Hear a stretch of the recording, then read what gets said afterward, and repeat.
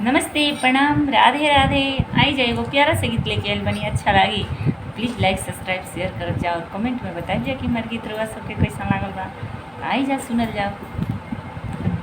किसका पड़ा परछाई बाबुल हुआ काला जी, किसका पड़ा परछाई बाबुल हुआ काला जी।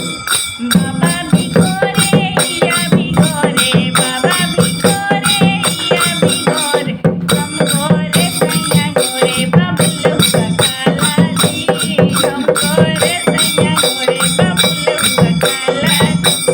किसका पड़ा परछाई बाबुल हुआ काला जी, किसका पड़ा परछाई बाबुल हुआ काला जी।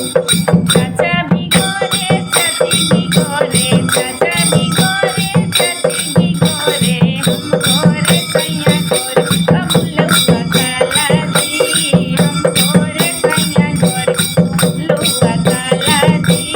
किसका पड़ा परछाई बाबुल हुआ काला जी, किसका पड़ा परछाई बाबुल हुआ काला जी।